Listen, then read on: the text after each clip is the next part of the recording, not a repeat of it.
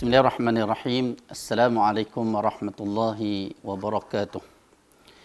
Alhamdulillah wassalatu wassalamu ala Rasulillah wa ala alihi wa sahbihi ajma'in. Tuan-tuan, perempuan, muslimin muslimat yang dirahmati Allah sekalian. Alhamdulillah, bersyukur kita kepada Allah Subhanahu wa taala kerana dapat bersama pada malam ni dalam program Perlis Mengaji yang mana kita adakan pada malam ni anjuran Jabatan Hal Ehwal Agama Islam Perlis dengan kerjasama Majlis Agama Islam dan Adat Istiadat Melayu Perlis MAIPS dan Jabatan Mufti Negeri Perlis. Jadi memenuhi ruang ataupun masa sepanjang kita berada tempoh perintah kawalan pergerakan bermula tengah malam ini 18 Mac sehinggalah 31 Mac. Dan insya-Allah bermula pada malam ni, tuan-tuan sekalian, kita akan adakan Perlis Mengaji. Jadi insya-Allah ada beberapa slot yang kita akan laksanakan pada pagi esok, kuliah subuh pada pukul 7 pagi secara live di Facebook Suara Sunnah. Pukul 8.30 pagi bacaan Al-Quran juzuk yang pertama, kemudian tengah hari kuliah Zuhur bermula pukul 1.45 tengah hari, dan pukul 3 petang kita ada pula bacaan Al-Quran juzuk yang kedua. Semua secara live streaming dalam Facebook Suara Sunnah, dan kuliah maghrib insya-Allah kita akan mulakan pada pukul 8 malam. Tuan-tuan dan puan dirahmati Allah sekalian, suasana yang kita berada sekarang adalah suatu bala, suatu ujian yang Allah kenakan ke atas kita. COVID-19 ataupun penyakit coronavirus, suatu penyakit yang baru. Sebab itulah COVID-19, nama pun 19 iaitu merujuk pada 2019 yang mula-mula ditemui kita kata di Wuhan, China pada penghujung 2019. Jadi kita doakan mudah-mudahan penyakit ataupun wabak yang ada sekarang ni, yang kita sebut sebagai pandemik, yang mana dia menular ke serata tempat. Jadi mudah-mudahan Allah angkat bala ni daripada kita. Mudah-mudahan. Jadi tuan-tuan yang dirahmati Allah sekalian, pada malam ni insya-Allah saya akan membicarakan tajuk keluarga sakinah. Dalam Al-Quran, Allah Subhanahu wa taala berfirman, A'udzubillahi minasyaitonirrajim. Wa min ayatihi an khalaqa lakum min anfusikum azwaja litaskunu ilaiha wa ja'ala bainakum mawaddatan wa rahmah. Inna fi dzalika laayatin liqaumin yatafakkarun. Ayat 21 surah Ar-Rum. Apa makna ayat ni? Wa min ayatihi an khalaqa lakum min anfusikum. Allah kata di antara tanda-tanda yang membuktikan kekuasaan Allah. An khalaqa lakum, iaitu Allah menciptakan untuk kamu, yakni kaum lelaki, azwaja, iaitu isteri-isteri. Ayat sebelum itu min anfusikum, daripada jenis kamu sendiri, litaskunu ilaiha, supaya kamu bersenang. Litaskunu ni daripada perkataan sakinah. Maksudnya perkataan sakinah ni maksudnya dengan Allah cipta pasangan untuk kita hidup secara tenang. Litaskunu ilaiha wa ja'ala bainakum mawaddatan wa rahmah. Dan Allah jadikan antara kamu, pasangan suami isteri ni, pasangan lelaki perempuan ni, mawaddatan wa rahmah. Mawaddah ni perasaan kasih sayang, warahmah, dia mawaddah warahmah ni dia makna hampir di antara satu sama lain, iaitu mawaddatan lebih kepada hidup secara mesra, warahmah secara belas kasihan. Kemudian Allah tutup ayat ni, Allah kata inna fi dzalika laayatin liqaumin yatafakkarun. Allah kata sesungguhnya yang demikian itu mengandungi tanda-tanda kekuasaan Allah untuk mereka yang berfikir. Jadi, ayat ini kita akan jadikan perbincangan kita pada malam ni, tuan-tuan sekalian.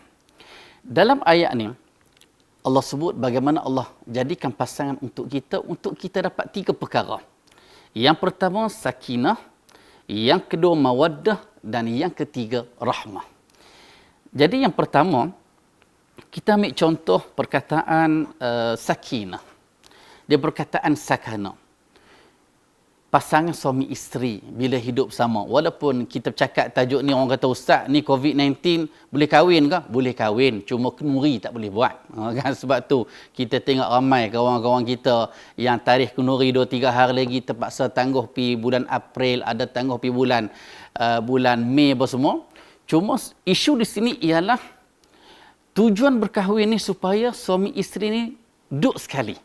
Jadi bila duduk sekali ni, barulah dia memupuk perasaan sakinah, rasa tenang. Sebab orang lelaki ni kalau dia duduk seorang-seorang, dia tak tenang.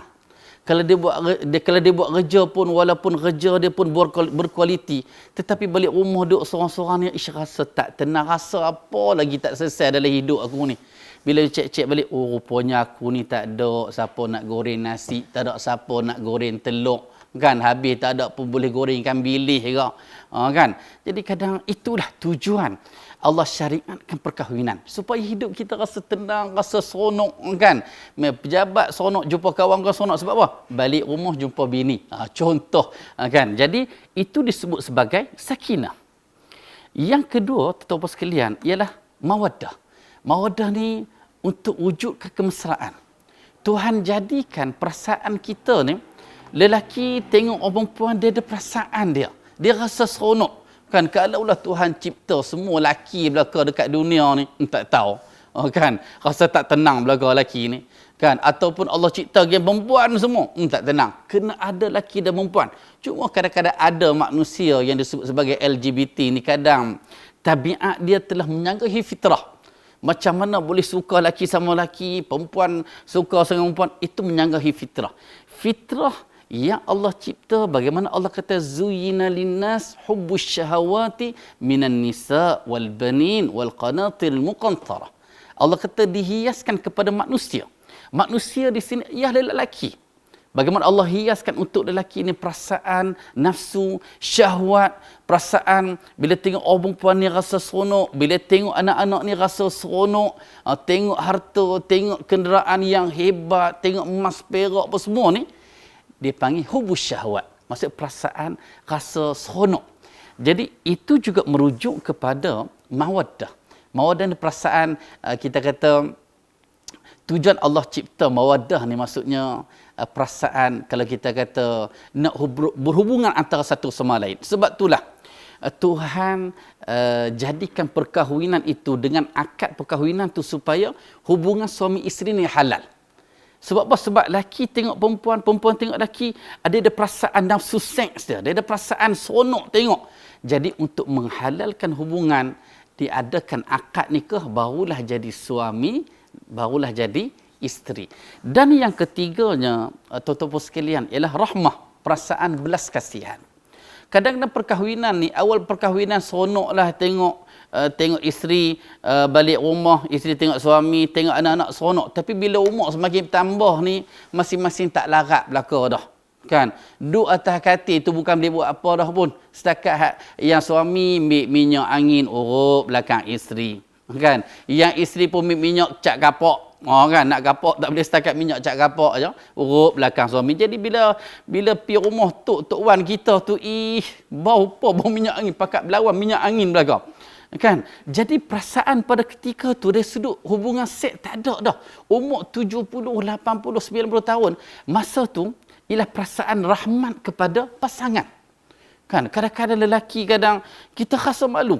Kita tengok ada kes di Jabatan Hair Agama Islam. Ni pasangan hak cerai ni, suami umur 70, isteri umur 60. Allahu Akbar. Kadang malu dekat cucu no. Kan malu kat cucu, boleh cerai lagi. Sebab apa? Sebab pada ketika tu pasangan ni tidak menjadikan rahmah sebagai perantara antara satu sama lain.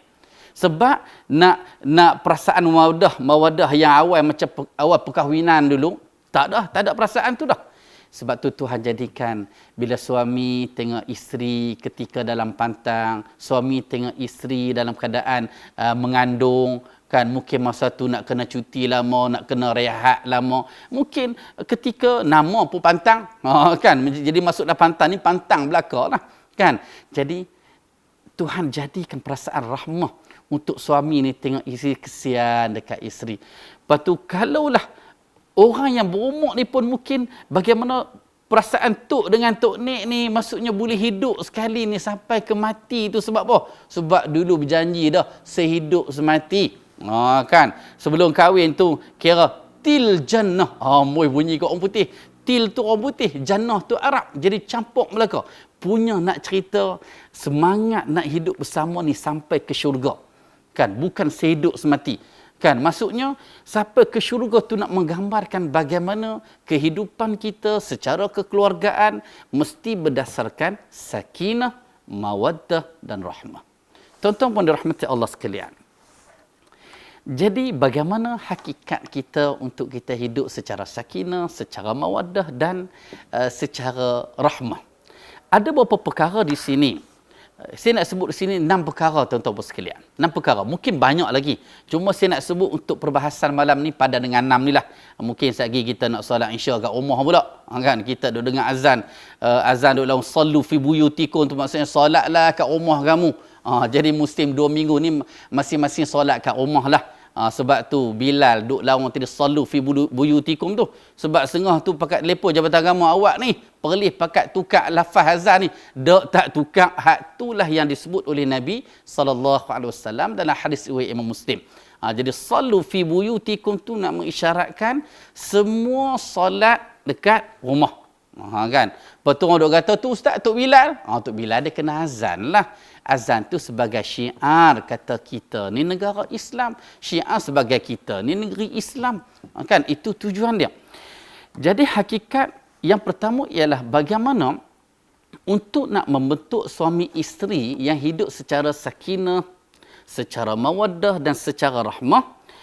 Yang pertama ialah berkaitan dengan komunikasi dan interaksi. Kan? Ini benda hak mula sekali. Kan? Maksudnya kadang suami isteri awal sekali, kalaulah dulu sebelum kahwin amboi punya pandai mengorak nah. Kan? Hak laki pandai mengorak, hak perempuan pun pandai melayan. Tu yang boleh kahwin tu. Kan? Tapi bila kahwin, perasaan mengorak tu tak ada dah. Kutlah bini goreng, nasi goreng. Kadang-kadang terlajak pun garam. Kan dia pun maklumlah sebelum masa duk mengorak dulu, ai pandai belaka. Ai ni kalau kata dengan Syekh Wan tu sama aja. Mengaku masa tunang dulu. Kan pandai belaka. Bila-bila kahwin rupanya pandai goreng Maggi saja. Kan? Goreng telur hangit, goreng nasi goreng, telajak goreng hangit juga. Jadi kita dapat isteri pun macam tu nak buat macam mana? Kan suami pun mungkin hangit teruk lagi. Kan? Tapi sekurang-kurangnya kadang-kadang suami yang mendidik isteri ni yang baru belajar masak ni, kok-kok lah kalau pandai mengorak masa tunang dulu. Sebab apa tak boleh mengorak lepas kahwin ni? Kok lah pi kata kat isteri, iya yang pandai masak, masin. Kan? Walaupun masin sungguh, tapi isteri hak dengar ni tetap sekali Allahu Akbar. Sekurangnya dia rasa, abang masin sungguh. Tak apa, nanti goreng esok pula kurang garam sikit. Kan? Macam itulah kita kata interaksi rumah tangga. Sebab kita tengok pasangan kita ni kadang-kadang tuan-tuan sekalian, kita ni kurang menghargai antara satu sama lain. Kadang-kadang kita hidup secara pejabat, kita hidup secara kawan-kawan. Bila kawan-kawan tolong kita sikit, terima kasih nah. Padahal kawan kita patut ucap terima kasih kat kita. Kan? Perasaan kita ni seolah-olah perkataan terima kasih, jazakallahu khaira, barakallahu fik. Kita tak jadikan amalan ini di rumah kita. Kan? Kadang isteri pun kadang-kadang masalah juga. Kadang-kadang suami ni ada hak rajin. Kan? Kadang-kadang dapat suami ni kadang rajin, kadang dia pergi ke dapur, dia tengok, oh mesin basuh ni, basuh baju tapi tak ada siapa nak sidai, dia pun ambil lah baju pada pi sidai. Kan? Kuklah isteri nak menghargai suami. Kan? Kadang isteri pun kadang dan beletak ni, untuklah abang, lipat pandai, apa dia sidai pandai, lipat malah. Kan? Patut ucaplah terima kasih pada abang, terima kasih tolong sidai. Sekali saya lipat. Kan maksudnya penghargaan antara satu sama lain sangat penting tuan-tuan sekalian. Ini sebagai penghargaan kita sebagai suami, kita sebagai isteri. Itu dia panggil dari sudut komunikasi dan interaksi. Jadi yang pertama saya nak sebut bagaimana hakikat keluarga yang sakinah, yang mawaddah, yang rahmah. Yang pertama mesti kena wujud suami yang misali. Suami yang contoh. Ni suami ni kadang-kadang Allahu Akbar. Dulu kalau kata sebelum kahwin, I solat 5 waktu sehari semalam. I bangun subuh tu, lepas tu I dah baca dah Quran. I sehari 1 juzuk baca. Allahu Akbar. Hadis sehari 10 hadis I hafal. Bolehlah mengaku. Kahwin-kahwin tentang Allahu Akbar, solat pun tak cukup. Jadi, nak bahagia, nak sakinah keluarga ni, tuan-tuan sekalian, yang pertama suami, mesti suami mesti. Ni anak dah besar-besar dah. Suami duk merokok lagi. Bila merokok, kalaulah merokok tu telan puting sekali tak apa. Ni putih rokok buang sampah merata-rata tempat. Anak tengok, oh sampah boleh buang. Dah berasap dah tu, dah satu contoh yang buruk dah. Allahu Akbar. Jadi, macam mana suami nak jadi contoh? Macam mana jadi ayah bapa yang baik? Nak suruh anak baca. Kakak pergi ambil Quran baca. Pak tak baca Quran pun. Pak duk tengok TV. Kan? Kalau pak, bapa ni baca Quran dulu. Lepas dia baca Quran, dia kata, kakak pergi ambil Quran kah? Ayah nak dengar. Okey. Kakak ni, yang sebelum dia nak ambil Quran, dia tengok ayah dia baca Quran, dia akan ambil punya. Tetapi, ayah yang banyak menyuruh dia sendiri tak tunjuk contoh, jangan harap anak-anak muda nak ikut. Silat-silat nak kena tibai dululah. Silat-silat nak kena cubit. Nak kena cubit dulu silat-silat. Kalau orang tua dulu nak kena apa dia? Tarik telinga dululah. Jadi tuan-tuan rahmat Allah sekalian, kita yang menjadi suami, kita yang menjadi bapa, pastikan kita contoh dalam semua hal. Kita contoh. Kita bapa terbaik. Ni kadang-kadang kalau kat jabatan dia, APC 2019, anugerah perkhidmatan cemerlang terbaik 2019. Balik-balik rumah bini kata apa? APC lah kononnya, kan? Bini hak pertikai kita sebab apa? Bolehlah APC kat pejabat, kat rumah punya malah sampah depan mata pun tak boleh nak sapu, pinggan kat dapur pun tak boleh tolong basuh. Kan? Tu dia. Bini kalau dia tak boleh tiap, dia tak boleh lena malam lah. Kan? Jadi, nak kurangkan, nak minimalkan bini boleh tiap ni, tuan-tuan sekalian. Kita tengok, apa contoh yang terbaik yang kita boleh tunjuk kepada keluarga kita? Apa benda yang kita boleh tolong isteri kita? Apa benda yang kita boleh menghargai isteri kita buat? Kadang-kadang setengah tu kerja sekali. Pi 8 pagi, balik 5 petang. Zaman ayah mak kita dulu, mak kita suri rumah. Sekarang ni kerja, ramai isteri yang bekerja. Kerja sama-sama, balik letih sama-sama. Patut kerja rumah buat sama-sama. Kan? Jadi tuan-tuan dirahmati Allah sekalian, yang pertama pastikan suami adalah suami yang misali. Yang kedua ialah isteri yang salihah. Kan? Di isteri yang salihah ni, kan, bagi kawan-kawan kita yang tak kahwin lagi. Ni duk rancang nak kahwin ni. Dia kata, tolong ustaz, tak ustaz, ni depa 2 minggu yang pakat berkurung kat rumah ni. Kan, dikatakan selepas 9 bulan ni, mungkin pertambahan dekat Malaysia ni secara drastik pakat dapat anak belakang kat hospital ni. Sebab 2 minggu duduk kat rumah. Kan, ni semua ayat-ayat yang duk viral lah. Kan, kadang-kadang yang tak kahwin ni, yang lelaki ni, yang nak terona ni, cari isteri yang salihah. Kan, cari isteri yang salihah. Jadi isteri yang salihah ni, bahkan isteri yang salihah, kalau dah dia ni salihah, mudah-mudahan dari benih dia, dari kandungan dia, akan keluar anak-anak yang salih dan anak-anak yang salihah. Jadi isteri yang salihah ni, tuan-tuan sekalian, kita sebagai isteri, salih ni maksudnya yang baik. Kan, apa yang kita nak salih? Maksudnya, kita nak kena belajar agama, kena faham agama. Kan, maksudnya kena taat kepada suami. Lepas tu kita kena baik dengan pak mentua, mak mentua kita. Ni kadang-kadang kita hak jadi isteri ni, kadang-kadang kalau kata dalam grup WhatsApp tu, kan, kalau kawan-kawan hak jenis hak mesyuarat tingkap mesej balah terus. Kira masuk mesej je terus is typing terus. Kan? Tetapi kalau suami mesej tanya yang petang ni nak makan apa kita ni, kan? Kan, tak balas. Yang hak kawan-kawan mesyuarat tingkap, hak itulah hak balas dulu. Kan, kita duk telefon kawan-kawan kita, payah sangat kan nak telefon suami, payah sangat kan nak telefon pak mentua, mak mentua, payah sangat kan nak telefon ayah mak kita. Kan, Jadi kita solihah ni bukan setakat untuk pasangan kita, bahkan kita juga solihah untuk anak-anak kita. Sebagaimana suami yang misali tunjuk contoh yang baik untuk anak-anak, kita sebagai isteri yang solihah, apa contoh yang kita nak tunjuk kepada anak-anak kita. Yang ketiga, tuan-tuan sekalian, ialah anak-anak yang soleh dan solihah. Tadi kita bercakap tentang mak ayah. Kita yang jadi suami, kita yang jadi isteri, dalam masa yang sama, kita juga adalah anak. Kita ada ayah kat kampung, kita ada mak kita ada pak mentua, kita ada mak mentua. Apa peranan kita? Kan? Apa peranan kita? Kalau anak kita kata nampak macam degil, ketegak sungguhlah hang ni, geram ni, ya tarik telinga orang tahu. Apa tindakan kita kepada mak ayah kita? Kan? Kadang-kadang kita, ayah kita kat kampung, mak kita kat kampung, kadang-kadang kita WhatsApp 24 jam, payah sangat kan nak telefon sehari 2 hari sekali kat mak ayah kita. Mak apa khabar? Mak sihat ke? Kan? Ni cuaca panas ni, mak kena minum air kuasa banyak sikit. Mak, ada tak kita cakap dengan mak kita? Macam mana kita kena jadi salih-salihah? Selalu tak kita doa, Rabbi ghfirli wali walidayya warhamhuma kama rabbayani saghira. Kan? Kita, mungkin mak ayah kita telah meninggalkan kita. Apa peranan kita? Kan? Apa peranan kita sebagai anak salih dan salih? Kita doakan untuk mak ayah kita. Kan? Yang keempat, tepuk sekalian, ialah rumah yang selesa. Kan? Rumah yang selesa ni atas kemampuan kita lah. Kadang-kadang kita kalut tempat-tempat orang. Kita pergi orang, kita komen habis. Rumah kita macam mana? Selesa kat tak selesa? Ada tak tempat kita nak semayang? Kan bilik air tu bersih kat tak bersih? Dapur kita okey kat tak okey? Ni masuk rumah kita tu, Allahu Akbar. Bila tak tenang rumah kita, kita masuk dalam tekanan, kita masuk dalam keadaan stres. Kan? Nak baca Quran dalam rumah pun tak selesa.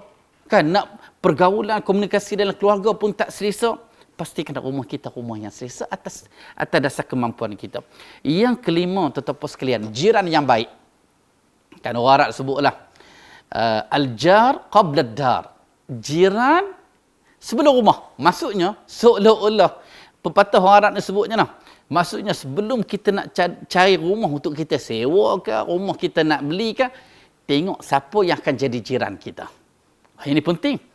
Jiran sangat bermain peranan. Maksudnya jiran kanan, kiri, depan, belakang apa semua ni, siapa jiran kita? Kan? Jiran kita keluar masjid, dia dua belah, belakang pun sama, Masya Allah. Kalau jiran kita jenis kaki karaoke, silat-silat kita karaoke sama. Kan? Dapat jiran hak jenis, kita kata hak jenis kat merokok, asap hak masuk ke rumah kita. Kan kita kata, ni asap macam gudang garam je ni, sedap bau. Kita pun akan jadi merokok juga walaupun untuk membinasakan kita. Cari jiran yang baik. Kan? Cari jiran yang baik. Dan yang keenam ialah kenderaan yang selesa. Maksud untuk perhubungan kita. Kadang kenderaan untuk kita pergi ke kedai, kenderaan untuk kita pergi masjid, kenderaan untuk kita pergi tempat kerja, kenderaan yang mengikut kadar kemampuan kita. Jadi tuan-tuan rahmati Allah sekalian, dalam kita berumah tangga, kan, dia lagu Piramli pada sedangkan lidah lagi tergigit, kan, ini kan kita manusia, kan. Jadi nak cerita kadang-kadang kehidupan kita ni, kita dah memang dah target kita sakinah, mawaddah dan rahmah, tak jadi. Duk kata mawaddah tu rupanya punah, dia jadi kod lain, dia tak jadi mawaddah, kan, dia tak jadi rahmah, dia jadi kod lain, kan. Nak buat macam mana? Sebab kita, hidup kita ni dia panggil percaturan. Macam orang main catur lah. Kita lawan dengan siapa? Kita nampak cokir je ni kan kita. Ni kalau main catur ni aku menang ni kan. Main-main kena 3 tapak, kita mati terus, checkmate terus kan. Rupanya percaturan hidup kita. Nak atur semua ni, perkiraan ni dia panggil percaturan. Kan? Kadang kita catur hidup kita ni, tuan-tuan sekalian, kita tak tahu percaturan macam mana. Kan? Kadang-kadang Tuhan uji kita dapat isteri yang Allahu Akbar, solat tak cukup, tak solat. Kan?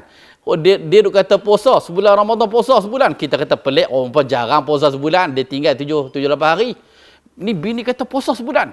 Tiba-tiba anak cerita, ayah nak tahu masa cik kecil dia dulu, anak bila anak besar, dia teringat kata mak dia tak puasa.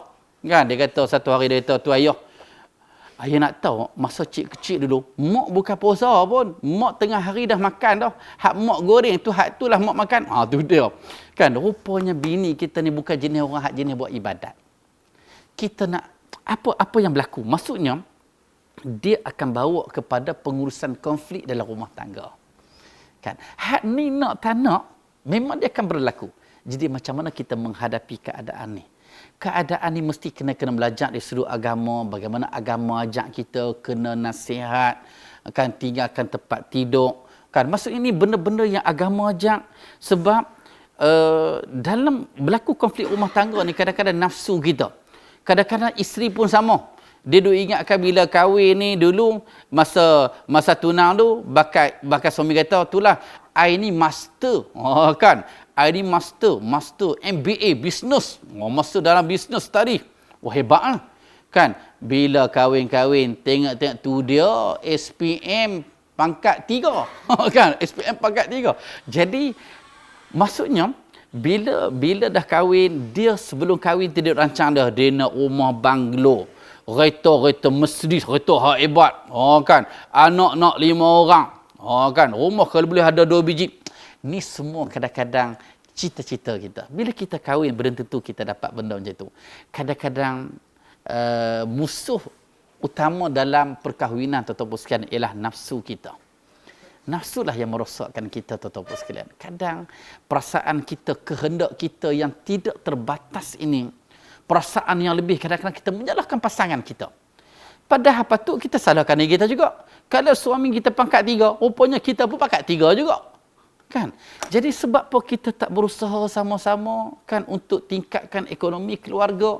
Sebab di samping keperluan kita, kita pun ada kehendak-kehendak kita yang kita nak lunaskan, yang kita nak. Kan, yang kita nak.